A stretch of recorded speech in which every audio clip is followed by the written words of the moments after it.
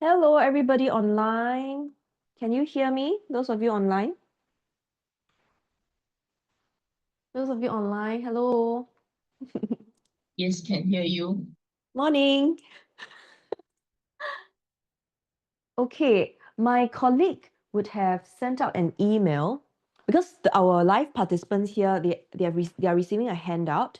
So if you are joining us online, my colleague has sent an email so that all of you can also download this handout, okay? And then you can better follow us as I'm going through the slides.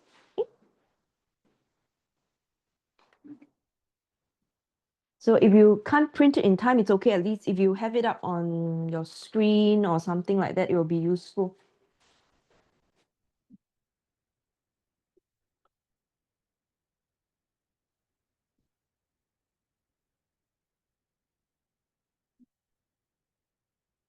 We'll start at 9:30, okay? We'll start at 9:30. The time now is 9:21.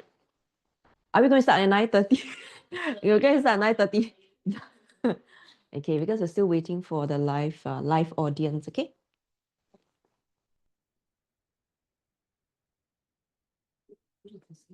Hmm?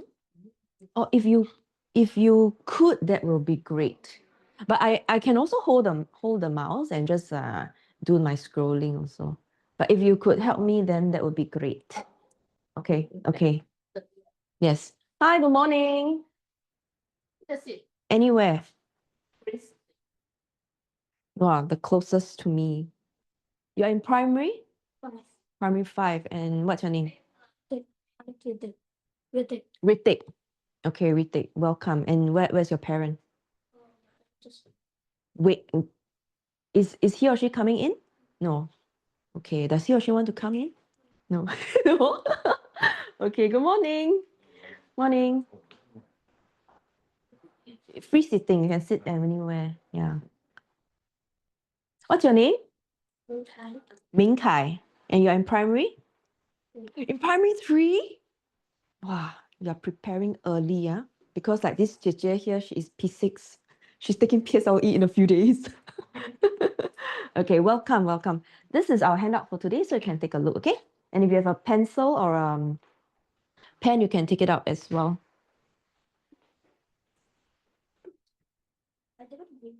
Oh, I can loan you one.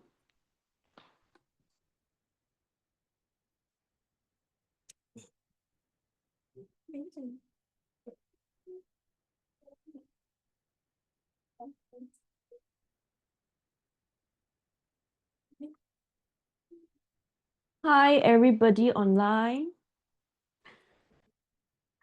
Okay, like I mentioned, some of you just joined us, right? So I prepared a handout. For our participants today. Okay, so my colleague has also shared the Google Drive for you to download the handout. So you can just download the handout and then you can follow us more closely, okay, as I'm going through the materials today. If you can't print it in time, it's okay. You can refer to it.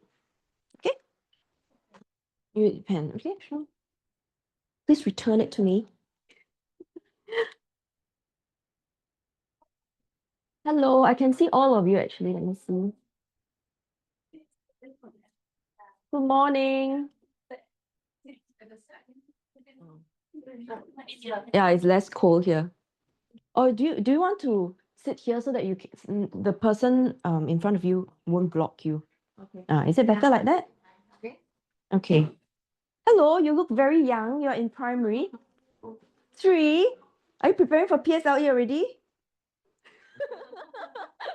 Okay, okay. No worries, no worries. Okay. This is a handout that we've prepared for them, so you can just take a look first. Do you have a pen or pencil? No, huh? Okay, let me loan you one. Okay, you can write your name.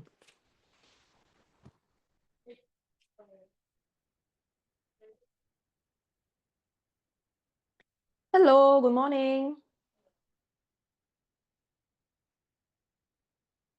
Ooh, ooh. Okay, the back is it? Ooh. Hello, you are? Brendan, and you are in primary 5 as well. Okay. Is your parent going to be here with us? No. Okay. Okay. You have a pen? Okay, you can take out your pen, okay? It's 9:25. We will start at 9:30, okay? Uh, Hello, everybody who have just joined us online. Swati, could we share the link again for those who just came in? Thank you. Okay, so I have prepared materials for the participants today. So those of you joining us online, you can download the handout, okay? The handout that we're using for today.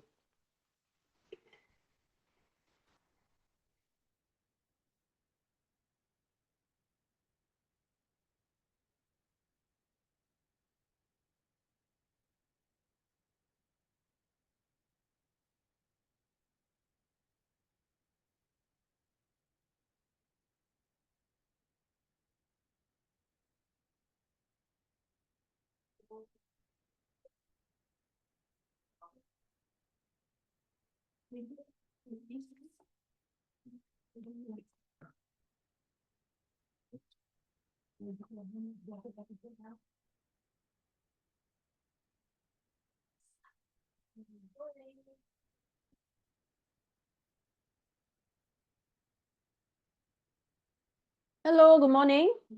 You are Yu Ting. Are your friends? Okay, you look like your friends. So you're P6 also, and you're here alone, right? Your parent is not with you, right? Okay. Yeah. Okay. Good. You have a friend. Oh, so she was the one who told you to come here. Peer pressure. Okay.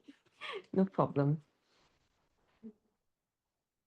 Hello, everyone joining us online. My colleague would have shared with you this handout that we're using today. So if you're on your laptop or computer, you can download it, okay? Go to your email inbox, click on the link and download this handout. If you don't have it, it's okay because most of the notes will be on the slides, so don't worry. Okay, slide 27 will start in about 3 minutes.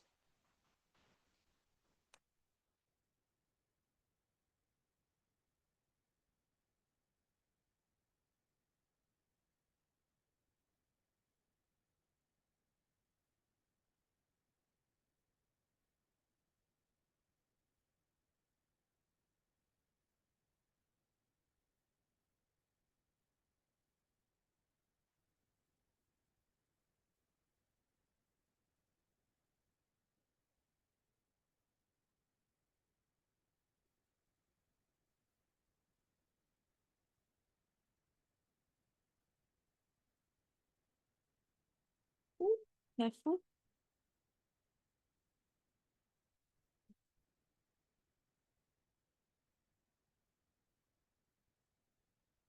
For those of you joining us online, because the students here, they have their writing materials. For those of you joining us online, have your highlighter, your pencil, pen with you, okay? Because you're going to do some annotations later on.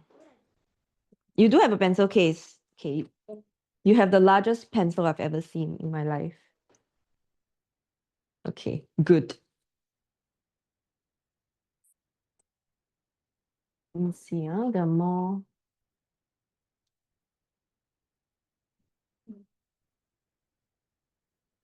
Let's wait for a few more minutes. 29.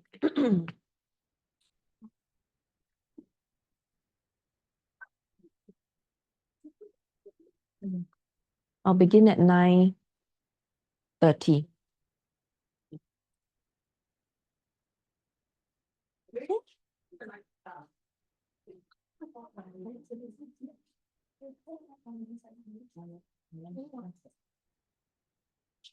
Oh, okay. Actually, my laptop is here.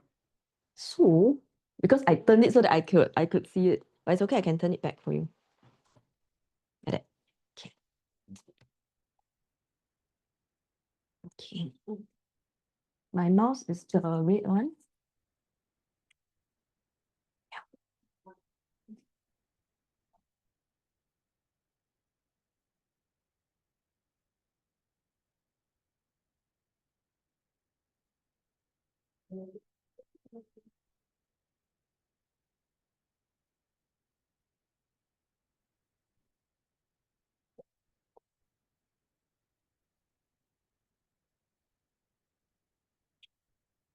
Okay, shall we begin?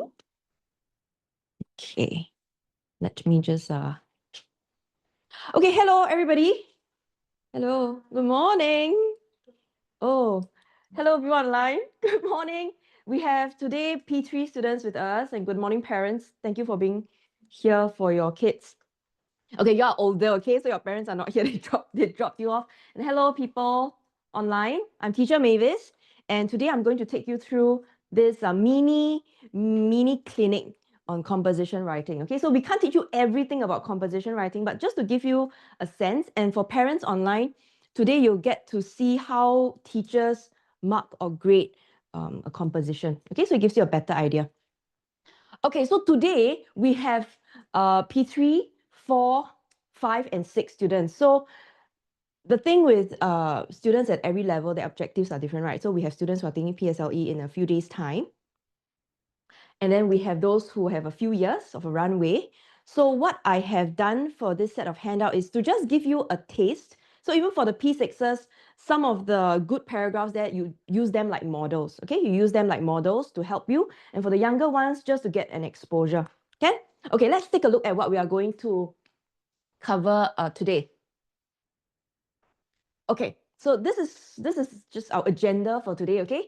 We are going to look at the marking rubric, which is the first page on your handout.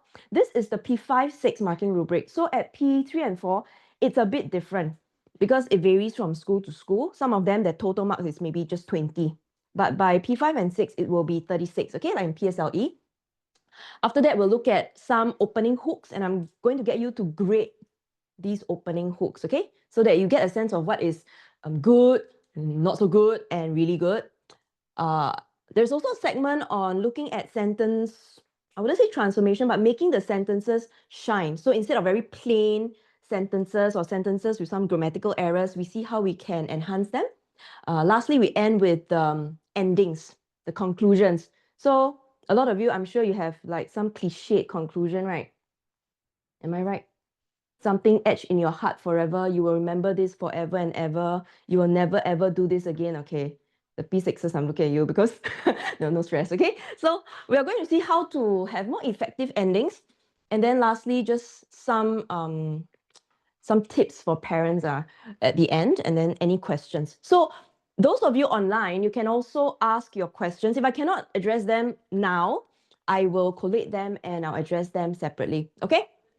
Okay, let's begin with the rubric. So all of you on the first page, you see this rubric, right? So this is what school teachers, oh, come in. Please take a seat. Pick a seat. Oh, there's a little squeezy over there. Okay, make yourselves. Okay, I've just started, so you're not, you didn't miss out too much. Good morning, you're in primary? Primary 6? Primary 5? Okay, don't worry, we have primary 3 also, so we have a whole range here. The first thing we're looking at today is the rubric, because if you don't know what's the target, then you'll just be like, shooting your arrows everywhere. So this is the P5, P6 rubric based on what the examination board uses. So the first thing, you'll see two sections, right? Content and language. So let's take a look at content first. Just now I was talking to a student over there. What's your name? Varun. Varun.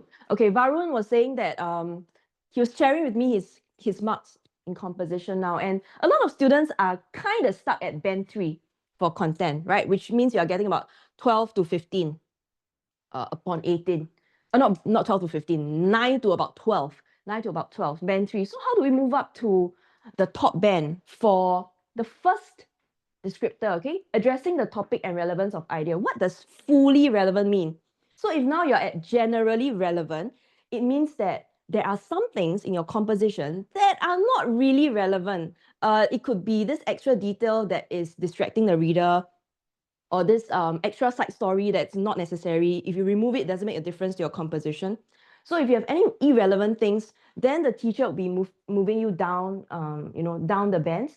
Fully relevant, like what you see in the slide here, is that from the start, the opening paragraph, all the way to the conclusion, the theme is being addressed and developed. Okay, there is no side story, no extra details, because and this generation is quite common because you all watch a lot of short form videos and cartoons, right?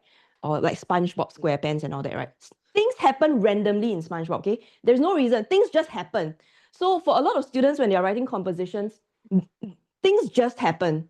I don't know why and where this character pop up from, but things just happen. So we need to get rid of those bad habits and start to really plan a proper narrative, okay? So fully relevant means throughout, from start to end.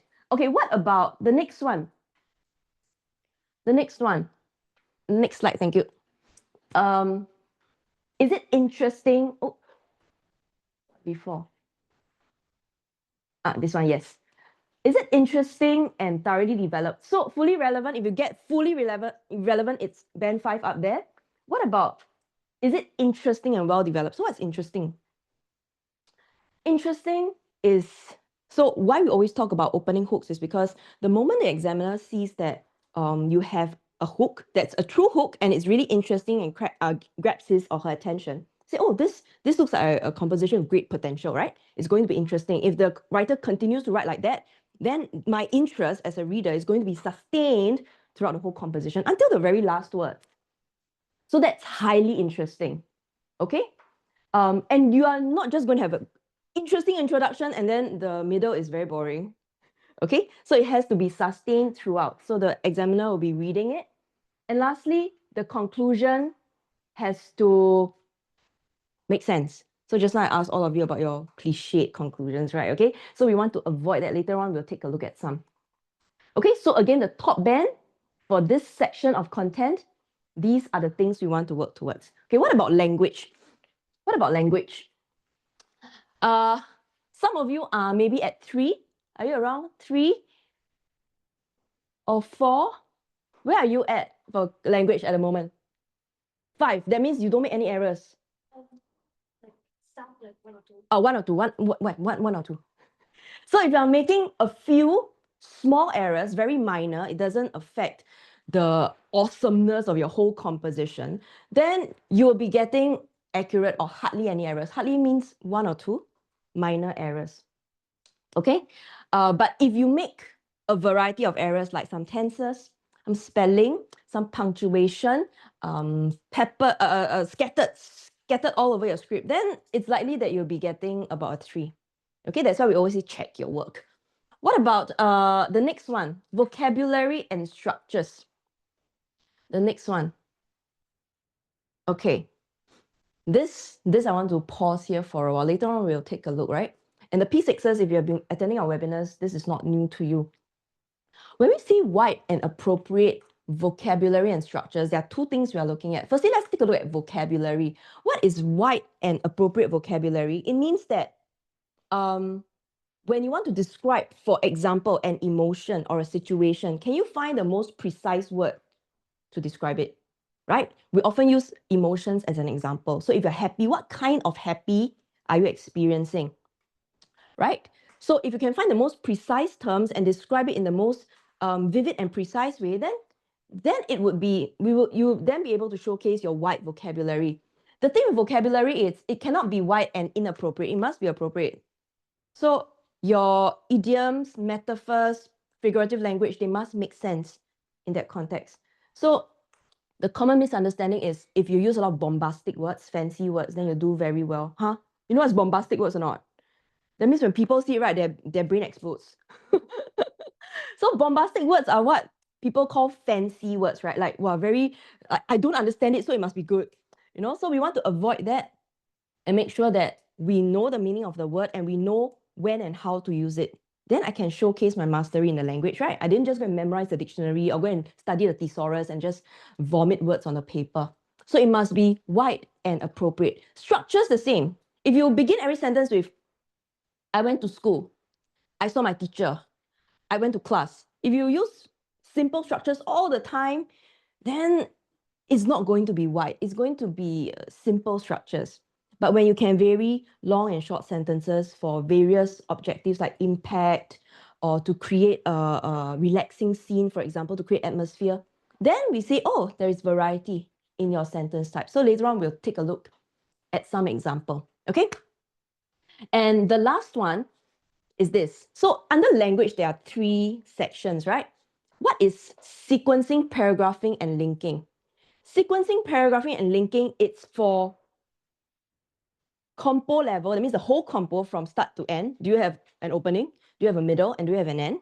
Then within each paragraph, do the things flow within the paragraph? And do you use linking words? So a student who does all that, the introduction matches the next paragraph, and it ends. Oh, it flows well. Then it's well sequenced. The paragraphing, when you use dialogue, do you clump everything together? Or do you use paragraphs properly when you're using dialogue, right? If you read storybooks, you know, when a new person talks, a new paragraph begins, right? So do you do that in your writing as well? Okay. And lastly, linking of ideas. Do you use linking words?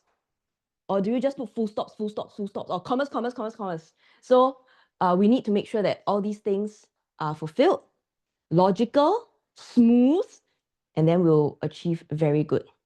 Okay? Any questions at this point about the rubric? So can I just have a show of hands? Currently, where are all of you at for content? Okay, if you're at band 5 for content, can you raise your hand? Okay, people online, you can also participate. If you're band 5 for content, can you raise your hand? Okay, it's okay, we are on the way. Band 4 for content on average, or band 4. So mostly relevant. Okay, my P6s, I must have some expectations because you're there already. Band 3, okay. Band 3 means we are still working on it. It's okay, you're in P5. So, okay, again, idea now. What about language? Where are you at? Band 5. Wow. Well, I see they're very proud of themselves. Band 5 for language means hardly any errors and everything flows. Very good. Band 4. Oh, some things to work on. Okay, band 3. Okay, so when you can raise your hand and tell me your band and you look at this rubric, it means that now you can actually work towards your goal.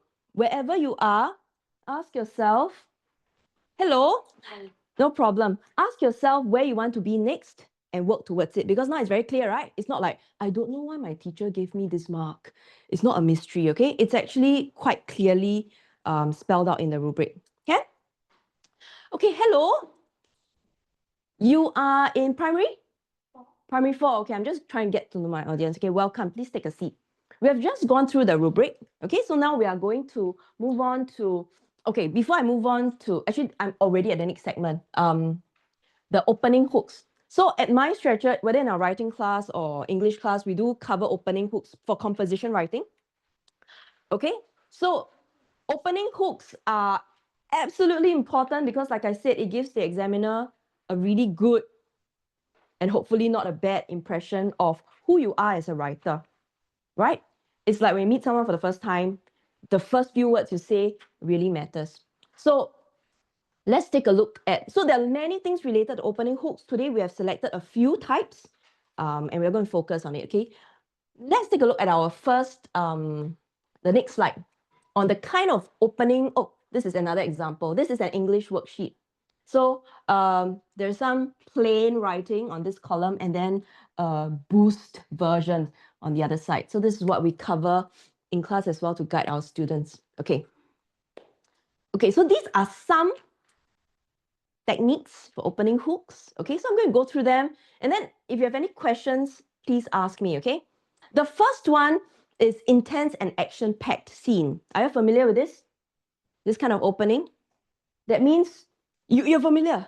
Can you tell me what is an intense and action-packed scene? You forgot, okay, never mind. Okay, intense and action-packed means that you plunge the reader right into an intense emotion like fear or anger, okay? Or somebody is just fighting in the introduction. And what that does is your reader will go, oh, what is happening? Why is this person feeling like that? And why is this happening? So what happens? They get hooked because now they want to read on. So this is a very effective opening. But I say, teacher, I'm not used to this. I don't want to start like so intense. I want to leave it maybe for my climax. You can still be intense in your climax, okay? It's just that this is pretty effective as an opening hook. Okay, later on we'll take a look. The next one, it's dialogue. You're familiar with dialogue, right? Beginning a story with dialogue or interior monologue. Interior monologue means that the character is talking to himself, okay? So why is this effective? Let me tell you what is not effective. Can anyone tell me what is not an effective dialogue? Anybody? That means no good. Shouldn't write this kind of dialogue. Anybody? Huh? Good morning. Good morning, the teacher said, or the teacher greeted, that kind of dialogue. Hi. Yeah. Or how are you? Dialogue like that is really a waste of words because they don't show anything. Effective dialogue must reveal something. It must reveal emotions, attitude, character, relationship. So if someone now says, "You are the worst, I hate you," that's different. Now I know, wow, this person is firstly very angry, and this person has something against whoever he's shouting the words at, okay? Followed by maybe he's stomping off. So that sets the scene, very tense. There's someone very angry. So that is a lot more effective, okay? So when you're writing dialogue, because it takes up paragraphs, right? Let's make sure that they are absolutely essential, okay? Five senses technique. Okay, so you know five senses technique, right? Do you know five senses technique?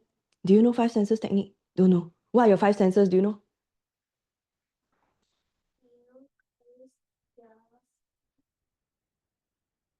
And sight.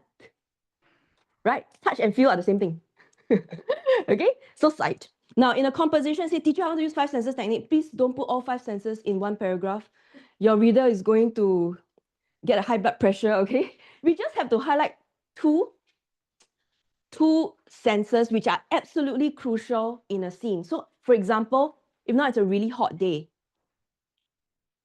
and you're walking, outdoors, the most intense sense would be feel, right?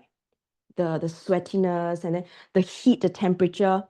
You're not going to talk about smell, for example, unless you smell something burning. Okay, then maybe that makes sense. So five senses is very useful because it creates atmosphere. Have you watched a horror movie before? Yes. Yes, you like it, right? Okay. When you watch the opening scene of a horror movie, what do they usually show?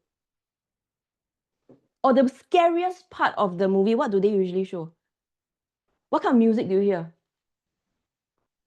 That one is the shark. The shark is coming towards you, okay? So, how does that music make you feel?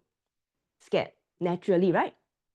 So when we hear sounds, it activates our sense of hearing, and then we feel something. But in composition writing, we cannot put in an audio file. We can only do it through our words. So when we use the five senses and we use the right words, our wide vocabulary to describe the five senses, our readers are now transported into like the movie, and they are now there, okay? And they can feel the atmosphere, they can feel the tension, or they can feel the excitement. So that's the use of five senses. Okay, the next one, describing the weather, and I put the what? Should we describe weather? Should we describe weather? Never, 0%. Never ever describe weather. Should we describe weather? Do you describe weather in your composition, opening paragraph? It was a sunny day. Fluffy clouds in the sky. Birds were flying. Have or not? Have or not? Noah, what? Do you use weather in your writing? Never. You never describe the weather because the teacher says it's so boring. Okay, is it true that you never ever use weather? No, actually you can, but it depends on what your story is about. If now your character is going to at some point collapse on a hot day, then the weather matters, right? Because if you don't talk about the temperature and you don't talk about the sun, then how is your character going to eventually collapse? So weather is only used when it's effective, when it makes sense, when it moves the story. So for example, if you say the birds are chirping, the clouds are in the sky, the sun is shining, it was a good day, I went to school. If you write all that, actually I don't know what your composition is about. Yeah. But if now you talk about being at the beach, okay, you hear the waves, you see the clouds, and you're sipping an ice cold lemon tea, because this composition is about a vacation. Then yeah, it makes sense to describe the weather, right? Because you're enjoying the weather at the vacation. Okay? Who loves using flashback? What's flashback? Okay. What about people online? Do you like using flashback? It's one of my students' favorite techniques, but I always tell them to be careful. You know what's a flashback? Y'all will know. You don't know what's a flashback. Okay, so for those younger students who don't know what's a flashback just means literally you go back in time.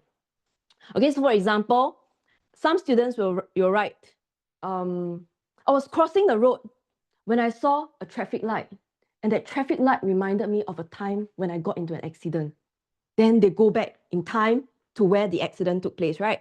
Okay, so the example that I just gave is very bad. It's a very bad flashback technique because it doesn't give any emotions. When we use flashback usually comes in the second paragraph, right? So it's the opening. You talk about where are you now? Then you go into a flashback, okay? So the opening paragraph, some students will say, I was cleaning my house when I saw my trophy. It reminded me of a time during my competition. Or I crossed the road, I saw the traffic light. Or I saw a rock. So this kind of opening before a flashback is very ineffective because cleaning your house does not show intense emotion. Crossing the road doesn't show intense emotion. It is only effective when there's intense emotion. So for example, I'm in a hospital now. My whole leg is in a cast and I cannot move my arm at all. Am I going to be handicapped for the rest of my life? Okay, so strong fear and worry. And then the reader will be like, "Ayo, what happened? What happened to you?" Then you go into a flashback. How did you end up in this state? Then it will be more effective. Okay, so flashback. If you are not so sure if it works, then it's okay not to use it. Just write a story in sequence. It's fine, okay? And the last one, rhetorical question. Do you know what's that? Do you know what's a rhetorical question? Okay, what's a rhetorical question? Okay, can you give me an example of a rhetorical question used in composition? Just talk. One rhetorical question you have used before. Have you ever made a mistake before? Have you ever made a mistake before? And the composition topic is Making a mistake. making a mistake. Okay, thank you for the example. So it is not a wrong rhetorical question, but rhetorical questions can be more effective. Okay, so this is what happens in school. For those of you, do people online use rhetorical questions? Let us know, okay? Let us know what kind of rhetorical questions you use. So let's say you're writing a composition about making a mistake. You're writing a composition about determination. Then the first thing you say, my teacher taught me I need to use a rhetorical question. So I'm going to use the topic, the word in the topic, and put it in my rhetorical question. For example, have you been determined? Have you made a mistake? Have you ever learned a lesson? So this kind of question, while grammatically not wrong, is not so effective because it's not thought-provoking. So what is thought-provoking? For example, have you ever made a sacrifice for a stranger? That's so like, stranger, you made what sacrifice? Have you ever, let me think of another one that's more thought-provoking. Making a mistake. Have you ever made a mistake that cost you your relationships or friendships? So we just extend it a little bit more so that people go, oh, let me think about the last friendship that I didn't manage to sustain because this person or I betrayed this person. So we try to just make it a bit more thought-provoking, okay? So don't just plonk in the topic word and say, okay, now this is a question. All right, let's take a look at the activity. There are 3 questions on page 2. Is this page 2? Yeah, page 2 of your handout, okay? There are 3 opening hooks. Now, your task is this. We are going to give a band for all 3 opening hooks, okay? For content and language. Of course, parents, if you're here, you can help out your child. Those of you in P5 and 6, you're more familiar with the rubric already. Okay, so we can take a look at option 1 first so that you don't have to like keep flipping, okay? Take a look at option 1. Based on the rubric, on page 1, how much would you give for content and language? So you can turn to the rubric Okay, then you can make markings on the rubric. So let me read it out to all of you. Last Saturday, my mother told me she had a surprise for me. The topic is a surprise, okay? She had a surprise for me. I was very excited. I wanted to know what the surprise was. She told me to get ready and we went out of the house. I wondered where we were going as my father drove the car. It was a very sunny day. Okay, so we look at the rubric, right? There are a few things under content. Firstly, is it relevant? Be fair. We need to be fair, right? We need to be fair. Doesn't matter whether we like it or not. We be fair. So is it relevant? It's about a surprise and this is about a surprise. So it's relevant. This is not a surprise and this is a horrible accident. Then that's very bad. But this is a surprise and this is a surprise. And then she's very excited about the surprise. So it's relevant. Okay. What about interesting and well-developed? Is it interesting? This young lady here said, no, it's not interesting because I see it was a very sunny day. Is it? Full of full stops. Very good. There's no variety in sentence structure. Oh, at least one. Very precise, this young lady. Okay. So when you're surprised, yes, you can use exclamation marks to show excitement. So this is not very interesting. Would you want to continue reading this composition? Yes, okay, you just go out, maybe just a nice day like that, okay? Nothing much. So let's review. Oh, wait, hold on. What about language? Language, there are three things, right? Language, there are three things. The first one is accuracy. Any grammatical errors here? Any grammatical errors? No, right? Subject-verb agreement, okay. Spelling, punctuation, capitalization, okay. So actually it's accurate. There's no grammatical errors, right? What about the use of vocab and sentence structures? Wide or not? Wide use of vocab? No. Wide use of sentence structures? No. Just now the young lady said a lot of full stops because the sentences tend to be very simple. Okay, so no. And then what about the organization and linking? Any linking? Good linking words here? No linking words. It's just full stop, full stop. Surprise? Where is the word surprise? Here. Linking words means, do I link one sentence to another? No linking words. Last Saturday considered. Last Saturday is just setting the time. Yeah. Maybe this S, there is some attempt. Okay, so what band would you give for content and language? An average band. 3? 3 or 2? Language? 2. Didn't make grammatical errors. Why so strict? Too strict already. For a student who writes like that, let's review the in terms of content, it's relevant, but there's no interest. And the development there's no development of emotions or whatever, okay? It's just telling, tell.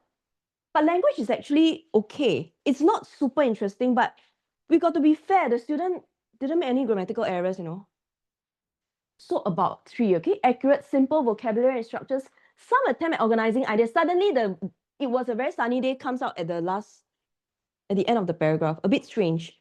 So that organization doesn't really flow. Okay, anyone disagrees with me? Anyone disagrees with me online? You can tell me, okay?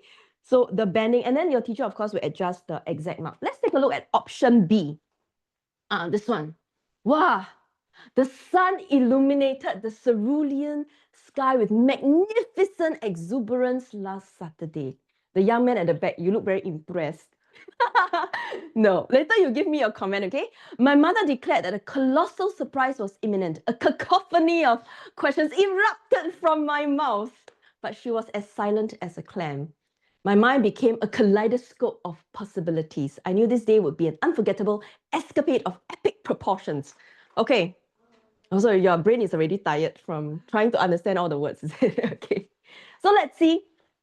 Again, we need to be fair. It's not whether we like it or not, okay? Your teacher cannot say, I don't like it, then they give you a lower mark. No, they need to be fair. So we look at the rubric, right?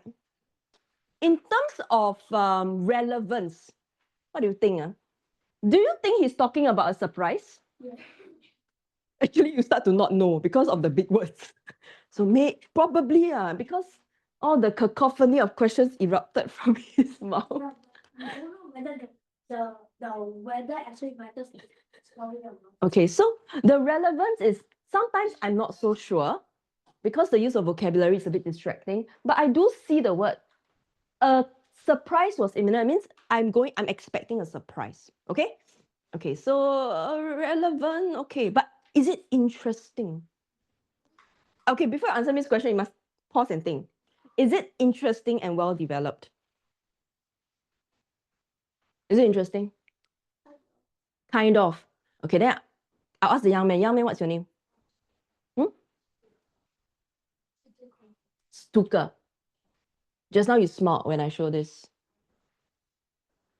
Why do you smile? It's not appropriate use of.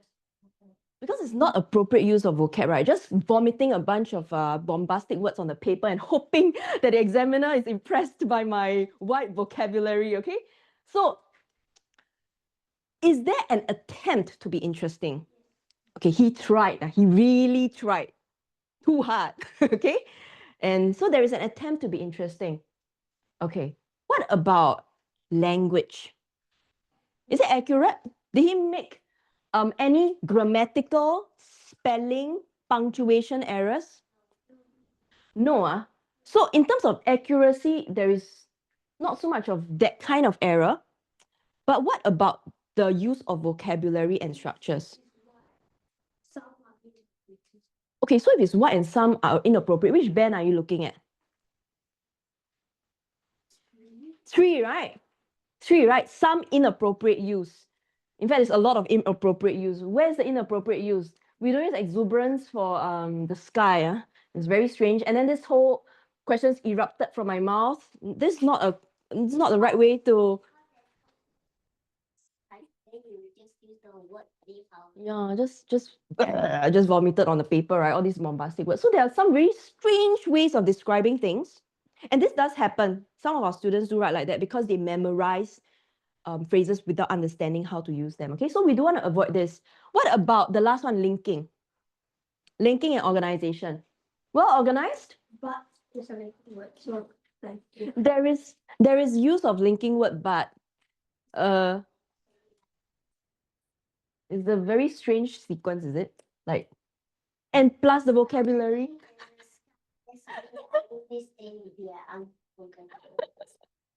Yeah. Yeah, inappropriate words and things seem you can't follow actually what the writer is trying to say. So the moment your reader cannot follow your train of thought, we have a problem. That means they cannot then appreciate or enjoy your story. So in terms of banding, now let's grade this again. In terms of content, what band would you give? 4. Okay. Anyone else? Content. 4. Content. 4. Oh, you're very generous, huh? Let me ask this young man. 3. You? 3. 4. So, y'all think that it's very interesting. interesting. It's interesting, but your brain is going to explode. Okay. What about language? Language, what band? 3. 3. 3. 3. 3, yeah? No one is going to give him 4, right? 4 is too high for this kind of writing because it's very convoluted. Yeah, it's booming my head. Okay, so cannot. Let's take a look at the grading.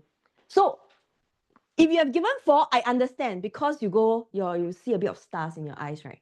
Okay, but actually there is attempt to be interesting, though the interest comes in the attempt, but not so successful, because once I'm confused, I'm not interested.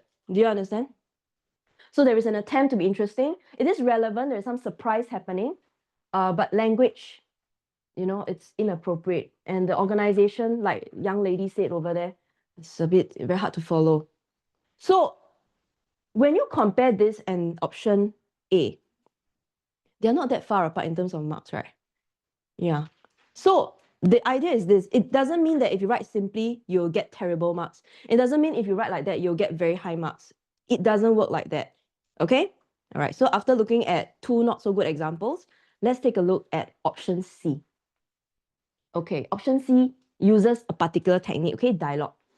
Don't ask any questions, just get in the car, Mom said, the corner of her mouth twitching into a smile, okay, like, I have a secret plan for you, okay? That was the sign. It was her telltale sign for a surprise. My heart gave a little thump against my ribs, a familiar drumbeat of anticipation. I slid into the passenger seat, my eyes trying to guess our destination from every turn we made. Was it the bookshop? Perhaps it was the bird park I'd been asking to visit for months. The secret hung in the air, shimmering and full of promise. Okay, so now again, we are going to do the same thing. Doesn't matter whether you like it or not like it. We need to be fair in our grading, okay? Content, relevant? Yes. Is it about surprise? And is the surprise only mentioned in a single word? It's throughout, right? Do you realize? This, the mom is giving a surprise. This, he's reacting to the surprise. Over here, he's guessing what's the surprise. And here, the secret is linked to the surprise. So throughout, without using the word surprise, surprise, surprise, surprise, I am showing you that I'm really excited about what is to come. So in terms of relevance, is it going to score higher than the previous two? Yes. Yes, huh? Okay, so that's relevance. What about interest and development? Good or not? 5, good or not? Interest and development. Interesting? Attempt to be interesting and succeeded, right? This is interesting. Why is it interesting? What did the writer do to make it interesting?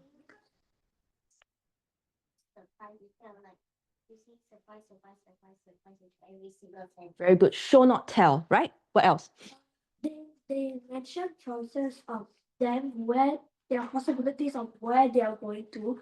So like it hooks the reader to be in the end where they going to. Yeah, So they want to read the story about. So it's funny to think. yeah, exactly. Okay, what you have mentioned. There are lots of hints here that makes you wonder, is it this, is it that? And it makes the readers really excited, okay? The brain really excited. Okay, so we are going to give him a high mark for content. What about language? Any mistakes? Spelling, punctuation? No. What about vocabulary and structures? Why do you give it a 4?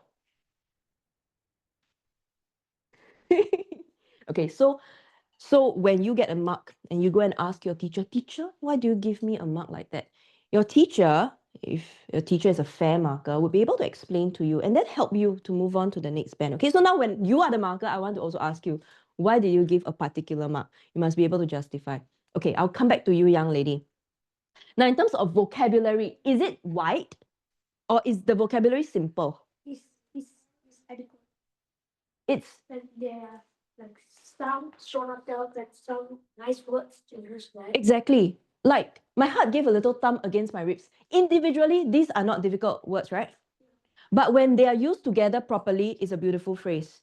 So when we talk about wide and appropriate use of vocabulary, it is not each word is bombastic, but when we can put simple words together and make it beautiful and it works, then that's what we want, right? Drumbeat of anticipation. Anticipation is not it's not a word that we use every single day. So there is it's not just I'm excited, I'm excited, I'm excited. Correct? What about the sentence lengths? It's easy to understand. Look at the variety. That was the sign. It was the telltale sign for a surprise. So there is a pause for the reader to go, or for the writer to go, right? And then a long description to show the anticipation building up. And then again, back to short questions. So there is variation in length, which works. Not all too long. If you have very, very long sentences throughout, it's also very bad. So now we have a variety over here. So this works. So in terms of vocabulary and structures, is going to score high. What about the last one? Does it flow? Yes. Does it flow? Are there use of, okay, the connecting words here, you don't see a lot of connecting words because the writer is trying to build anticipation. Therefore, we use short sentences to do that, okay? But it flows, right? You can follow, right? At no point you go, huh, what's happening? Okay, so what would you give for content? Band 4. Language. Band 5. Oh, before I continue on to ask you all, do you think it's possible to get full marks in composition? Possible, huh? Because the full mark is 36. So it is possible to get full marks. It is possible to get band 5 for both. Okay, and I've also awarded that before. Let's take a look at the. So it's fully relevant from start to end of this paragraph, of course. It's interesting and effective.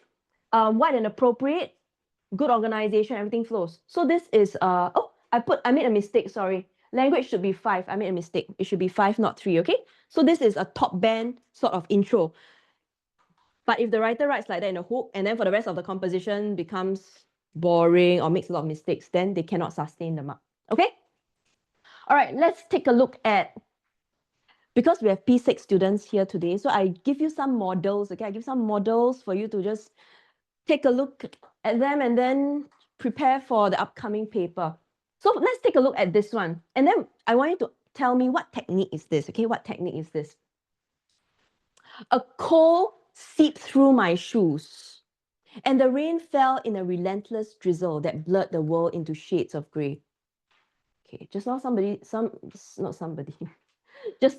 just now we were mentioning when it comes to weather, we can mention if it works, right? Then I saw her, short sentence. A small old lady huddled by the bus stop using a thin grocery bag as a shield against the downpour. She seemed to shrink with every gust of wind, okay, because when she's going, she's shivering. Her blouse already dark with rain. So when your dark colored clothes are wet, they get darker, right? My own warm, dry world under my umbrella suddenly felt selfish. I took a deep breath and changed direction, my feet splashing through the puddles towards her. And this theme is an act of kindness, okay? So in this introduction, what technique did the writer use? What technique did the writer use in this introduction? What technique did the writer use? Okay, I'll ask another person. Show not tell? Show not tell what?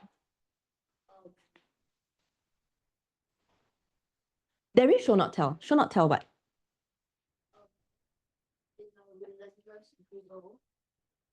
That blurred the world into shades of grey.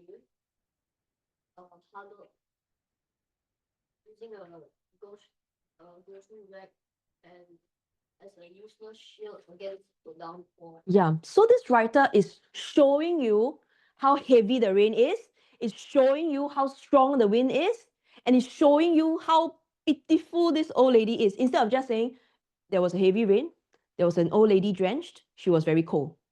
Okay, so that would be telling. Okay, there is the description of weather here because it works. If there's no rain, there is no pitiful old lady. You see what I mean? So the weather must make sense. Okay, and then also the reaction of the writer. Let's show them the. Okay, so weather and 5 senses. Can you feel how cold it is when you read this? You can feel, right? If you have been caught in the rain before, and if you have also been holding an umbrella before and you see people dashing in the rain, you know what this is. Okay? And also, can you relate to her empathy? Can you relate to how she feels, right? If you are, I believe all of you are very kind kids. So when you see someone in a difficult situation, you feel bad. And so therefore, it's relatable as well. So it's an effective hook. Let's take a look at the next one. Okay, what technique is this? The silence in the topic of frightening experience. The silence in the house was the first thing I noticed. It was not a peaceful quiet. It was a heavy listening quiet. What's a listening quiet? That means it's as if the room that's so quiet is listening to you. You can hear everything, okay? Where every creak of the floorboards sounded like an intruder's footstep. So the floorboards like, okay? So someone is coming. Intruder is not a good person, okay? I held my breath, straining my ears. Then I heard it. A soft scraping sound from the kitchen, like fingernails dragging against a window pane. Okay, like that, huh? My blood ran cold. The sound stopped, plunging the house back into that terrible waiting silence. So listening quiet and waiting silence, they're actually the same idea. That means it's so quiet, it's as if something is going to happen, but you are not sure, so you're super scared. Now, what kind of technique is this? What technique is being used here? 5 senses. sound, right? Creaking floorboards, okay? And the lack of sound. Sometimes the sound is so deafening, right? It's so quiet that it's so loud, okay? So sound and the writer would also be able to hear his or her own breathing. So 5 senses. Let's review the 5 senses. The other one is, remember earlier on I said the intense action-packed moment. This is not action-packed, like there's no one fighting, but it's extremely emotionally intense. You feel like you cannot breathe. You are so scared. So that also works in an opening hook. So instead of just saying, I was in an empty house, it was very quiet, I was very scared, a lot of telling, this is what we can do. Okay, let's move on. The next thing that we are going to look at, so we're done with opening hooks, okay? The next thing we are going to look at is, I have a great opening hook. Then now for the rest of the composition, I need to just sustain it by making sure that my sentence structures, my ideas flow properly, and I don't make mistakes, okay? So this is just a sample of what we do in our writer's course, right? So this is a particular worksheet talking about jazzing the mundane. So if you have something really boring, like you want to describe someone preparing for school, but you're not going to say this, so how do you jazz it up? And then the models as well, okay? Just to show you. Let's take a look at, you have all these, and then there are some blanks there, right? There's a sad face and a happy face. So let's take a look at the first sad face first. What's the problem with this sentence? Can somebody tell me? Young lady, what's your name? Shansi. Shansi. What's the problem with this sentence? Too short, a bit boring, and like it's saying straightforward. Oh, it's very direct. The sentence structures are the same. The boy, he, and then full stop, full stop. So there's no variation. Okay, do you all write like that? Very good. No one writes like that, okay? How can we make it flow better? Instead of saying I, because I have students who write like that when they are not conscious, they just want to finish the composition, they'll write I. Adults as well. So after I finish a piece of writing, I will go back and just see that, am I using only 1 or 2 types of sentence structures? Then I'll do synthesis and transformation, okay, to change it up. Okay, how can we make this better? We use linking words. So don't just say, he did this, he did this. When did he do what?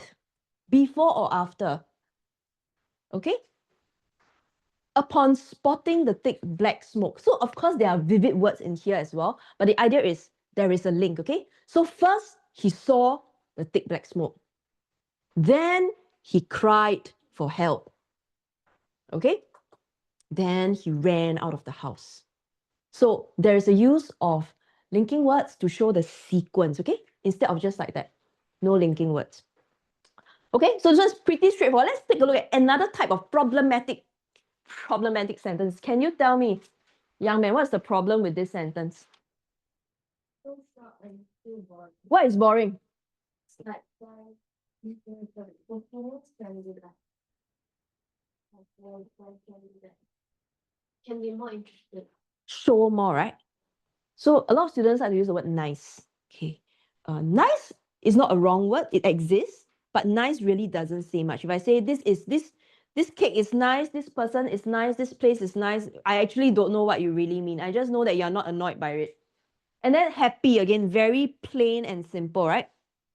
So how can we make it better? How can we make it better? If you want to say you had a nice dinner, transport me to that particular place. Like, what is so nice? What cuisine are you enjoying? Okay, what's the taste? How much are you eating? So instead of just saying I ate, say you feasted, because when you feast, you are enjoying a lot of food. So straight away in my mind, I have amount, I have the way you are eating, okay, the cuisine, and I don't just say I was happy. What happy? Do you mean satisfied? If you mean satisfied or contentment, then we say that, okay, a feeling of pure contentment washed over me as I savored the last bite of the tiramisu. So when you write like that, the reader goes to that restaurant with you. Okay, I can imagine what's on your table compared to this. So let's avoid very vague words like nice and happy. Really very vague, okay? Next. This one is very obvious because I've highlighted it in red. And there are students who are like that. Run-on sentences. These are called run-on sentences. Some students don't put and then, they put comma, comma, comma, comma, comma, comma. And then the paragraph is so long, there's only one full stop at the end. Okay, so that one is a run-on sentence. I put on my record and some students talk like that. So if you talk like that, there's going to be a problem when you do your oral exams. And of course, it's going to affect the way you write. So we also need to avoid talking like that, okay? We need to learn how to put full stops in our sentences. So let's use, again, linking words to show sequence. After this and this, comma, I did this and this. So the comma is also in bold, okay? For our P5 and P6s, I'm sure P4s as well, you're doing synthesis and transformation in school, correct? So what's the purpose of synthesis and transformation in paper 2? To make your life difficult. Synthesis and transformation is actually a very important skill because every time we're presented with ideas, we sometimes need to represent it, right? Somebody asks us, hey, what did this person say? And we just report it or we share it in our own words. So synthesis and transformation is an important skill, but it's not only a paper 2 skill. We use it in paper 1. Use it in paper 1. So all your no sooner, hardly had, all those sentence structures, use it in your composition, show the examiner that I can transfer my learning from paper 2, synthesis and transformation, to composition. Okay? So remember to do that. This one, very vague as well. The forest was quiet. I'm not sure how quiet. Were there crickets? Were there crows? I don't know. I walked on a path. How did you walk? Slowly, carefully, quickly? No detail at all. No detail at all. So when it's quiet, what kind of quiet? Is it a peaceful quiet or is it an eerie silence? Okay.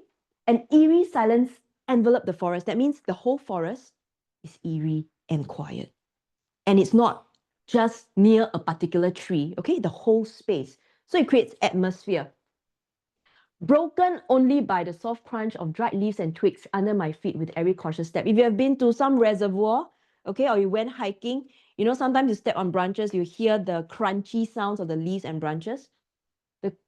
The forest is absolutely quiet. The only sound is that crunchy sound when you step on the ground, okay?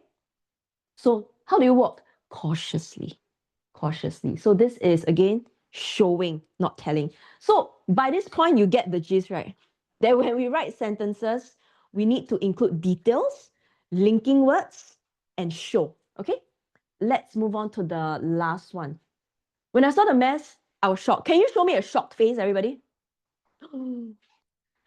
So instead of saying I was shocked, we describe this expression. So the jaw goes pop.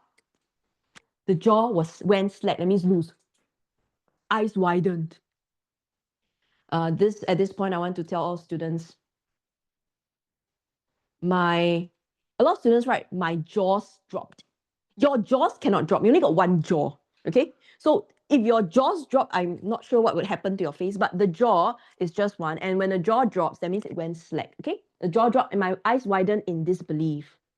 I know a lot of students like to use my eyes were as wide as saucers. That's quite cliche, quite cliche, overused. As wide as saucers. Why not just share with me the emotion in disbelief, okay? It's better. Okay, I surveyed the chaotic scene. So don't just say mess, say looks like tornado had just gone past or chaotic scene, okay? My art project was utterly destroyed, exclamation mark. So some variation in sentence structures. Okay, I'm going to pause here. Any questions? You get the gist, right? You get the gist of sentence sustaining the impact. And you realize that the good sentences, they are, again, not filled with bombastic words. They're just simple words put together correctly, okay? Let's take a look at because we're reserving some time for Q&A later, okay? So let me take you all through this conclusion. Okay, at this point, I want to just ask, and people online can share with us as well. How do you usually conclude your composition? How do you usually conclude your composition? I vowed never to blah, blah, blah, blah, blah. Okay, what about you? This thing etched in my mind. Oh, this thing etched in my mind forever and ever and ever. Okay, what about you? I learned the lesson like not to do something. I learned the lesson never to do this again. Something like that. Okay. Oh, you reiterate the topic. You purposely put that word in the conclusion to stress on it again. Okay. After this incident, then? After this incident, same. I vowed never to do it again.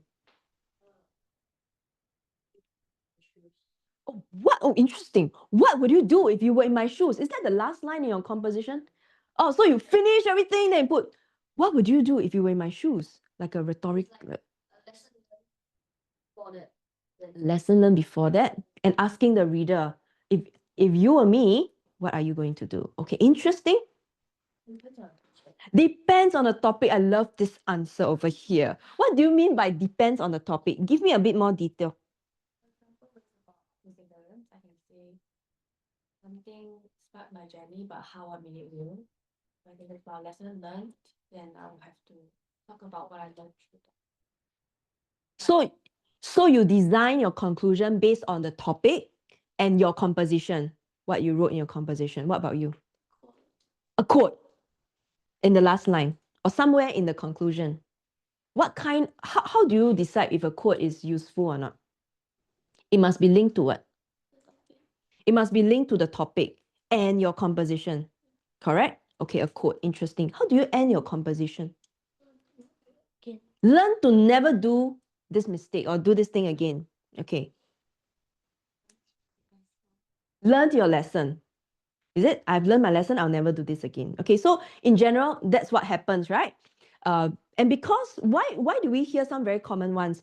I vowed never to do this again. It's forever etched in my heart, my mind, my whole body. Okay, the reason is because they are easy to memorize, correct? And then you just memorize how to spell them and use them, and then you just whatever composition you write, you just use them, and you can finally submit your paper. That's the best feeling in the world, right?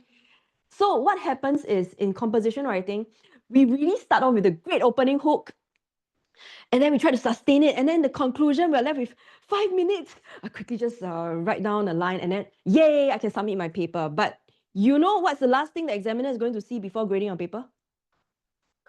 The conclusion, okay? So it's the last final impression, and we really want to make a good impression in our conclusion, so we cannot rush.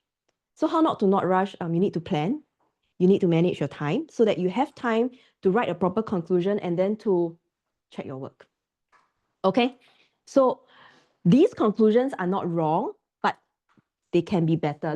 Let's take a look at. So some of you were right. Conclusions, we can look at self-reflection. So self-reflection is when you think about your experience, right? How do you feel about it? Did you discover something about yourself that you didn't know was there? Maybe you didn't know you're so brave. You didn't know you were so determined, and you finally realize, oh, actually, I can be really brave. I can be really courageous. Okay? Self-reflection. Lesson learned is often in compositions where you made a mistake of sorts, like you didn't make a good decision, you betrayed a friend, you made someone angry or upset, and then you learn from your mistake and you say, I learned from this, and next time when the same situation happens, I'm not going to do it again. I'm going to apply this in the future. Okay, so these are the common conclusion techniques. This is useful when you're using flashback technique. Okay, mirror the introduction. Later on, you'll see an example, right? Show how the situation has changed. This is very effective when your character or the situation has gone through a transformation.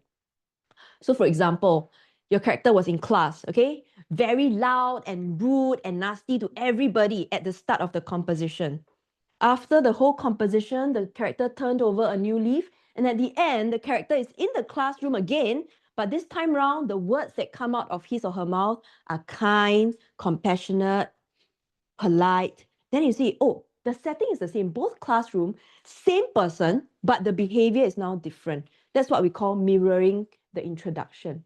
And it's also useful for flashback. If you begin your story at home, you're watching something or looking through photographs, then you can end back at that scene. Okay, it also works. So now let's take a look at the next slide. Okay, this one I don't need you to grade anything, but I want you to take a look at this paragraph. Okay, option A. This is the last paragraph. When I reached home, I told my mother what had happened.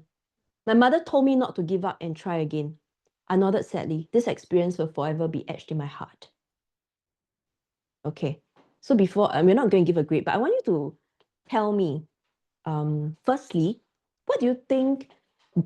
I know I put a topic disappointment, right? But let's say you don't know the topic and you just read this. Would you know what happened in the composition? Because there's not a clue. They're just like the ending. They didn't say like maybe a clue in the first stuff. Yeah, there is no clue of what actually happened. I know I told my mother what had happened. I don't know what had happened. Okay, my mother told me not to give up and try again. Give up doing what and try to do what again? I nodded sadly. I don't know why you're so sad. And the experience will forever be etched in my heart. Why? So it's a very confusing and it's not a satisfying conclusion, okay? So one thing that I always tell students is this. When you check your conclusion, and parents as well, right? When you're reading your child's composition, and then you are at the conclusion, you can ask your child, or you can ask your child or take a look. Based on the conclusion only, can I tell what the composition is about? If I cannot, then I think we can make the conclusion better. But if I can, like what a young lady here said, right, should design it according to what a composition is, then it's likely that I know what a composition is about. So what do we do in the conclusion is we summarize some main ideas. And then we do our self-reflection and lesson learn. Then we will then be able to tell, right? So this one, the problem, I don't know what is it about. And it's not related to the topic. I actually don't know whether it's disappointment or not. And a very cliched ending, okay? Forever etched in my heart. I'll never do this again. I vow to never do this again. All these are very cliched endings that don't do much for you. Okay. What about the next one?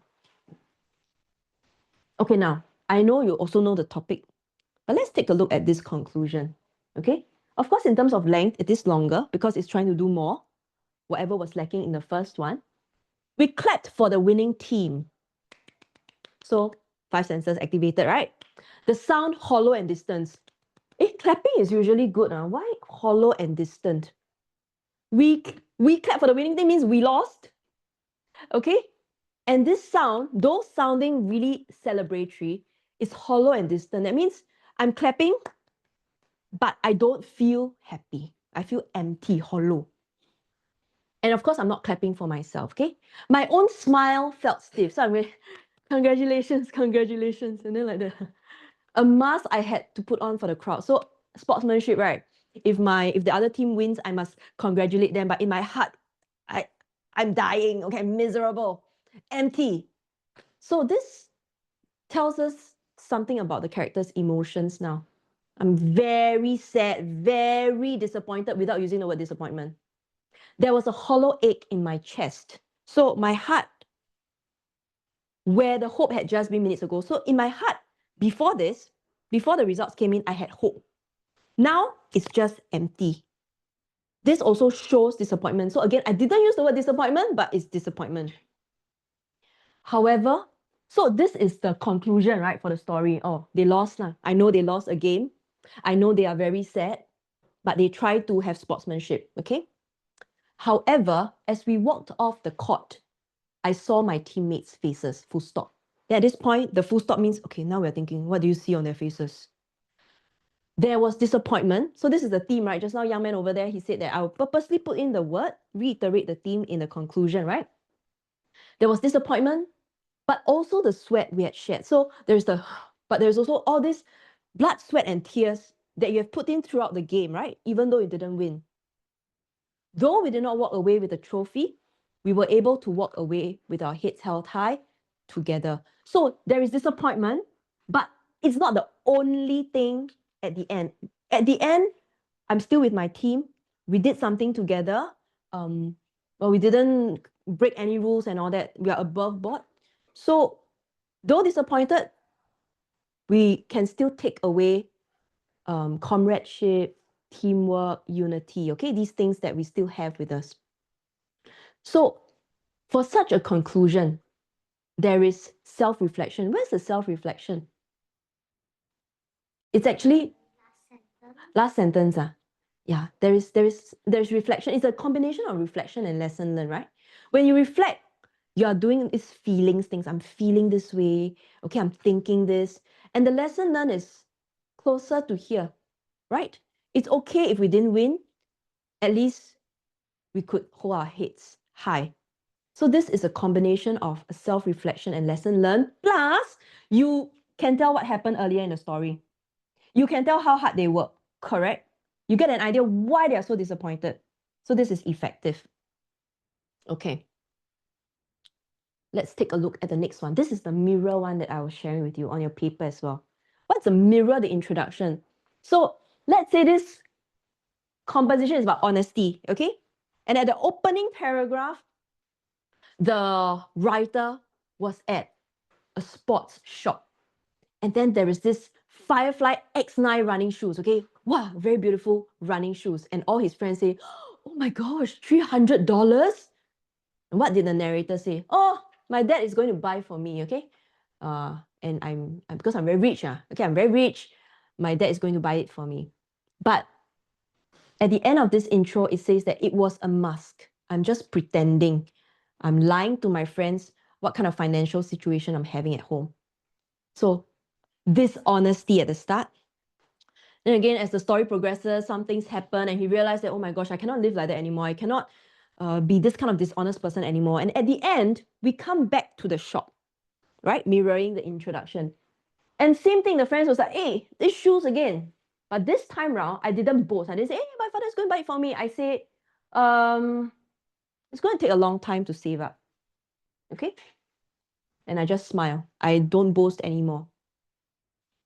The truth felt clean and simple. I was happy just being myself, and there was no need for a mask anymore. Do you realize that there's a mask, and then there's a mask, shoe shop, but now the character's behavior has transformed. So this character transformation. Another thing I want to highlight to you is, what do you think of the language used in this conclusion? 4.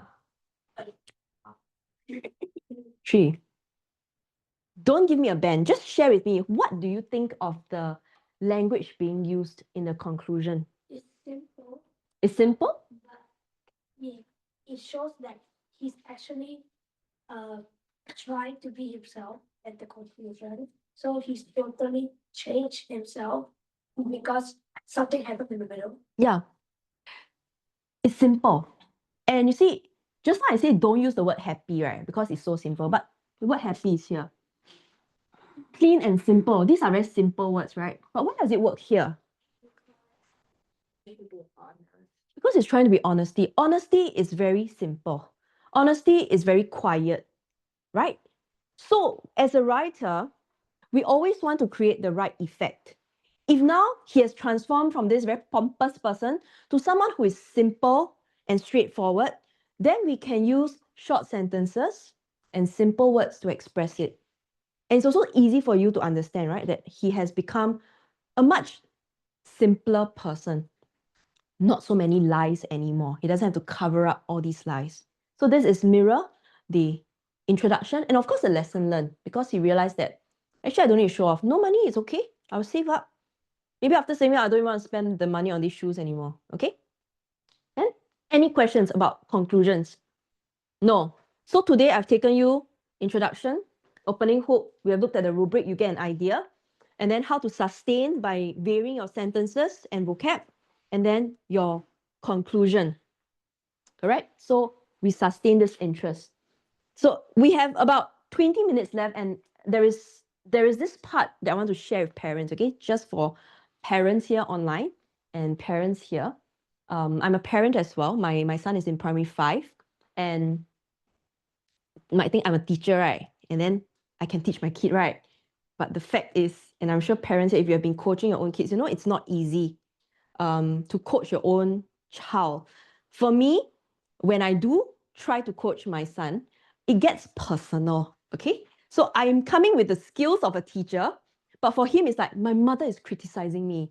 So it creates sometimes conflict and all that. So when I talk to parents and they are sharing me, oh, my daughter or son is not listening to me, I'll say, okay, then never mind, you'll come and ask me.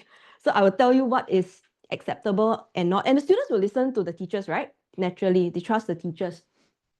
So as a parent, I know it's so hard. Sometimes I need to just not say a word, okay, when I see that he's doing some things in his writing. For a start, we avoid overcorrecting. Overcorrecting and dismissing the idea. So let's say your child is a composition and your child says, oh, this is my idea. I want to do this, this, this, and this. And in your mind, you'll be like, oh my gosh, that sounds like a train wreck. Okay, it's not going to work out. It's too complex. So instead of just saying, cannot, this is a terrible idea, we hear them out and get them to do a draft, to do a plan. Okay, and we don't overcorrect them, because when kids are writing, is writing quite tough? Yes. Quite tough, huh? It's already quite tough, but they are there with their paper and pencil and they are trying already. So we want to just be there to encourage them, okay? Support them, and not overcorrect in the first draft. So, after they spell a word, hey, spelling error, erase. Hey, grammar error, erase. After half an hour, they're only 2 sentences in, then that is not productive. So always get them to just share the idea. Some students, they do comic strips, some more visual learners, they do a storyboard, okay, and they talk about it. And then that's where you can discuss, is this aligned to the topic? Can we make this more relevant, etc.? Okay, so we try to not dismiss them. And what we can do, there are 3 things here. Let me share them with you. I know everyone will say encourage your child to read widely. Read widely means a variety of text, and it benefits all papers, paper 1, 2, 3, and 4. You need to read your factual text, your encyclopedias, your National Geographic, and then also the narratives, right? Storybooks or novels. But there are some storybooks with errors in spelling and grammar because they're trying to be funny for kids, right? They spell school as SKOOL, for example, and they use a lot of onomatopoeia sound words like wham, bam, right? Exclamation marks, caps. So what students do is they then also write like that. So when you're selecting, so can you read that kind of books?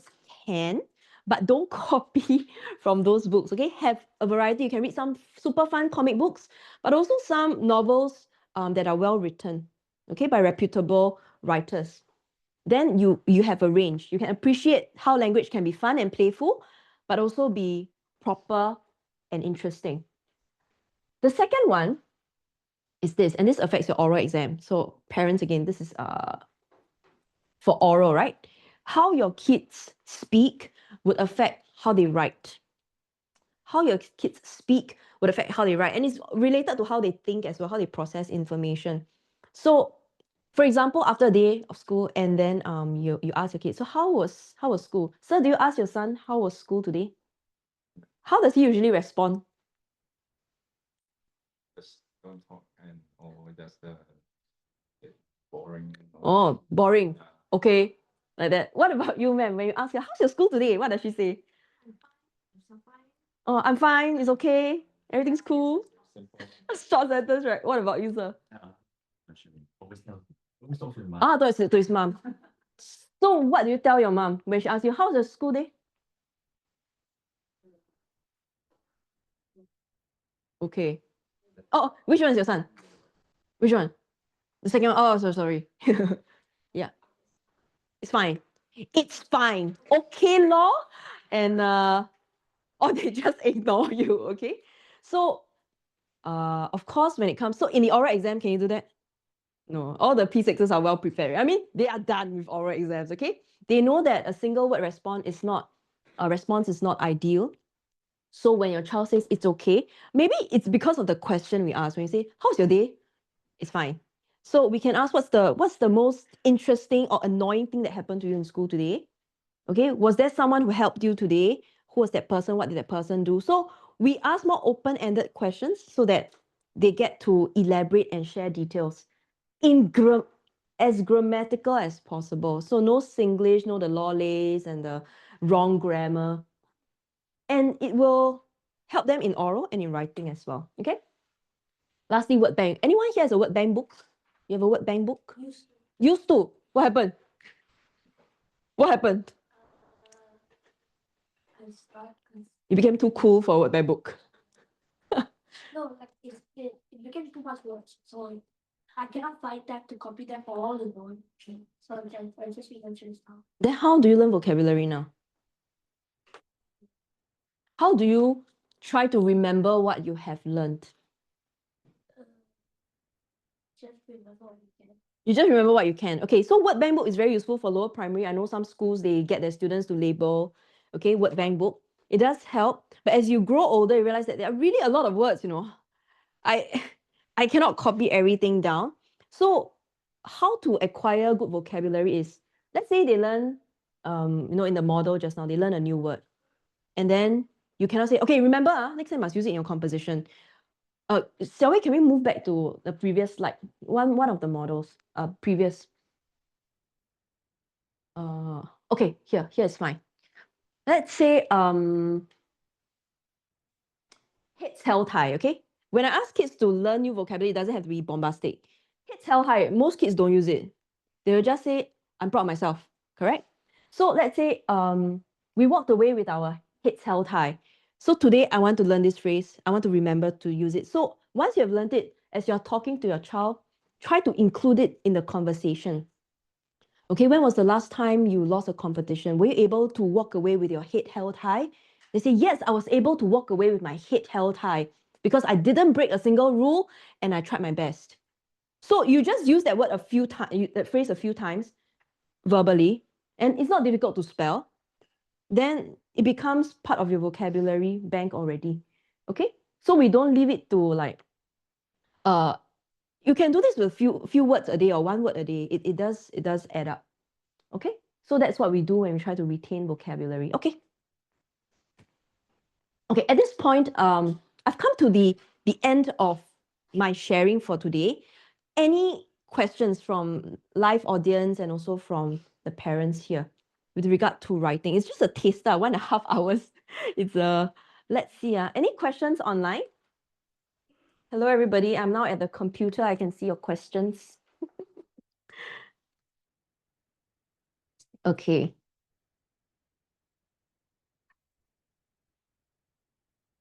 What about here? Flashback is so cringe. The student reply flashback is used, only works. Sometimes you watch some movies, they use flashback, right? Like this person is now like a beggar and he's asking for money. And then flashback, he used to drive big cars and all that. So flashback can be very effective for character transformation. Yeah. Okay, we don't really have questions online. So if you do have, you can type it in the chat, okay? Yeah. Does the character transformation always have to be a good Oh, must character transformation always be good? No, not necessary. Is it, again, does it mean that teacher, if my character transforms from good to bad, will I do bad? Will I do worse? It's not in the rubric. So if it's not in the rubric, you cannot be penalized for it, right? Must your character always win a competition? No. Not necessarily, right? Must there always be a happy ending? No, it doesn't always have to be a happy ending. The key is, did you fully develop the theme? That's what we are looking for in the rubric, right? Any other questions about composition? Anything? Your teacher has told you something and you are not so sure.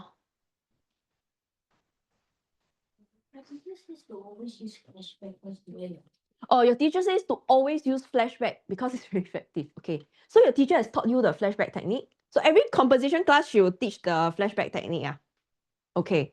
Flashback technique, like I mentioned, is useful sometimes, but you cannot only use the flashback technique. You need to have, you're a writer, right? You have a toolbox. You cannot just know one technique. You know a variety so that when it's appropriate, you know how to pivot. Okay?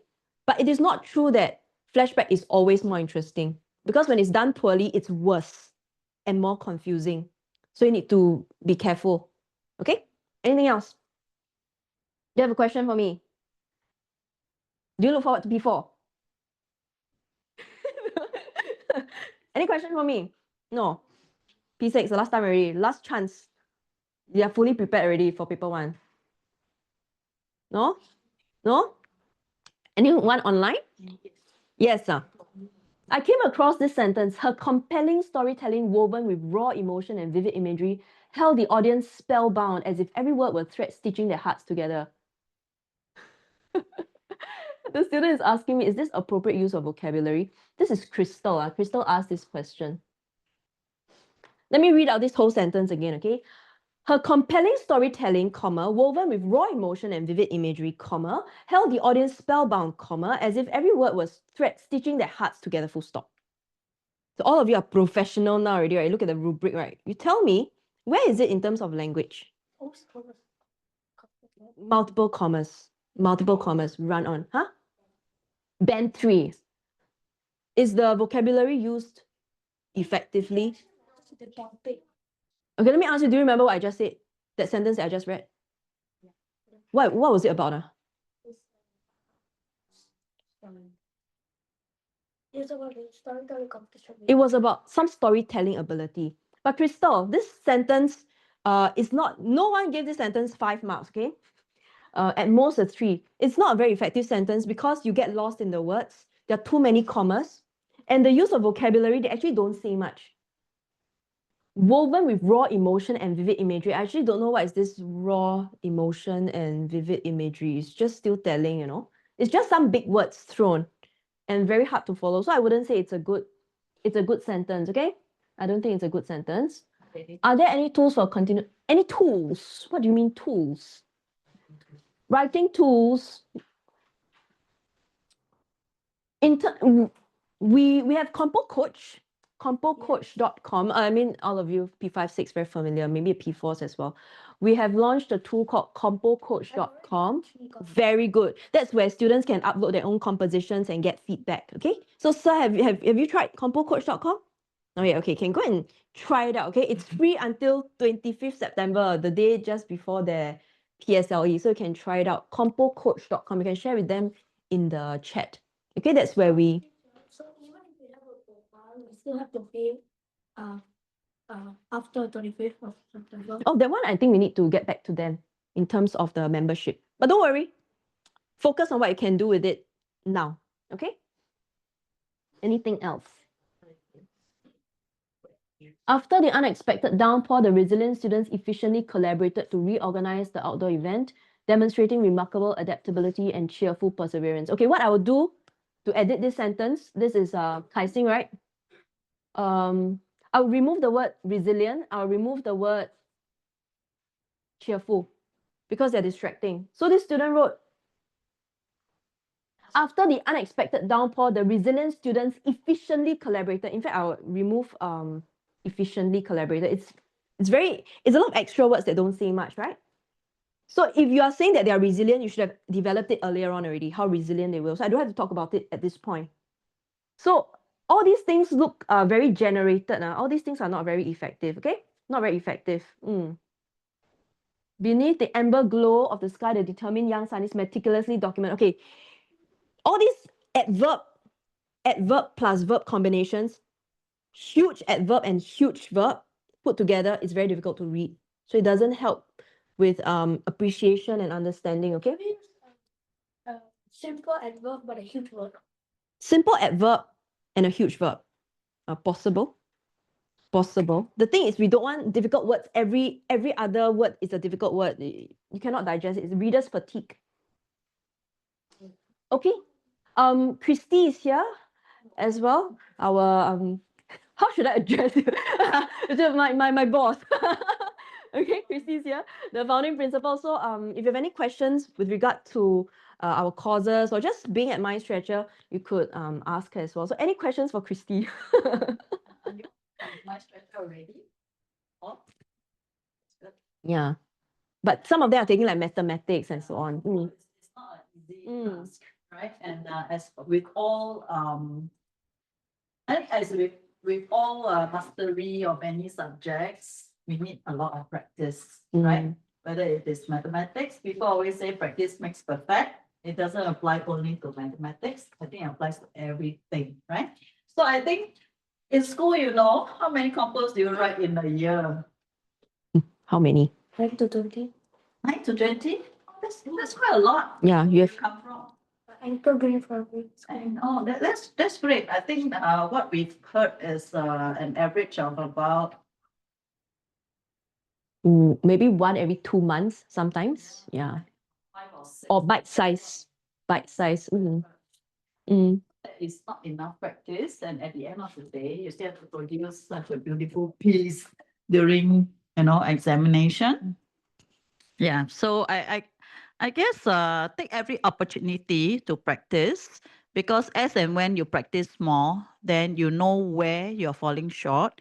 You also know where the gaps are, and then you see how you can, fill up that gaps along the way. But if you don't make that first step, then I guess we all do not know where our strengths and weaknesses are, right? So when we talk about Mavis is one of our English teacher. She will be actually teaching in Sengkang CC or Campus One. You know about Campus One coming up? Yeah, so we're going to start our academic year for Campus One here first in November and December. When January comes, some of our students may be attending classes there, right? Depending on which program you have signed up for. Mavis is a very wonderful English teacher. Yeah, she has been doing a lot of writing classes, courses for all our students. I think not only that, I mean, whatever I think you have shared with them, they are all covered in our programs, right? How you introduce your composition, what kind of techniques like show but not tell, all these skills and techniques. So they are bite-sized lah. Right. For example, this week we may focus on one technique, another week another technique. So you just practice writing on that technique. And all these technique, when you put them together in a composition, then it looks very, very impressive, right? And how you conclude, there are different techniques to conclude. And I think at the end of the day, we want to be able to produce something that will give us very high score, right, for our examination. So Compo Coach is another thing that we have developed, and it is a technology platform. I think some of you have tried. How do you find it? What do you do? Maybe you can tell the rest what you do, or like do you how do you put in your composition and what it does to you? Uh-huh. So you wrote your compo in your handwriting, right? You don't have to type it, right? Mm-hmm. Don't have the picture, but you have a rough memory of what the picture is. You can describe the picture in the And then uh, what else do you do? plus you have to mention the title of the compo, and then you have to select submit, ask for feedback, and then it will grade your compo. It will take about 3 to 5 minutes, and then it will give you a marked and an improved compo of It's a very professional user of Compo Coach. Yes. When it gives you feedback, what kind of feedback does it give you? Maybe you can explain there's a a little bit. couple of topics, and then they'll see what you're strong at and what you have to improve on. And then at the bottom, they'll give you how much a teacher will award you marks for it. How does it help you? What kind of feedback does it give you to improve? Does it rewrite some sentences for you? Suggest? Yeah, so there's a improve composition thinking. So you press it and then it will improve your composition. And then you can compare your compo with the improved version. So to see what kind of differences you have to change and all that. Okay, yeah, that's very, very good.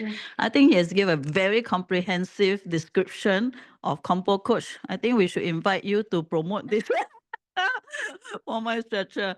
But anyway, long and short is that whatever we put into the Compo Coach is whatever we are teaching our students here. We are not born good writers, right? We all have to somehow follow some guidance, right? If you can follow all these skills and techniques, very good. But some of us, even though we are being taught with all these skills and techniques, we still do not know what a good compo will look like, right? I think if we are looking at somebody who is very perfect, we try to emulate this person, right? We try to emulate and to be as good a person as this so-called model that we are trying to follow, right? Same for writing, right? If we find that somebody can write very well, then we try to emulate, right? How do we emulate? We have to learn how this person is writing, and then we pick up all the good points, and then we model after this way of writing, right? That's how we improve ourselves. And that is why Compo Coach is also based on the same thing.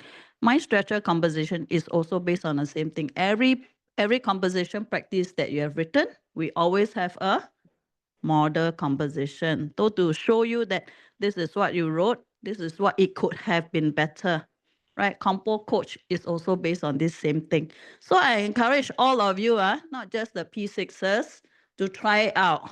Okay, it's free, right? Try it out and see how it helps you. I just want to have a sharing with you. Compo coach is created by Moses. Okay, Moses is my eldest son, right? He's a very, very hardworking student. I think in JC, he knew that, econs, you're doing econs, right? But econs has got a lot of writing.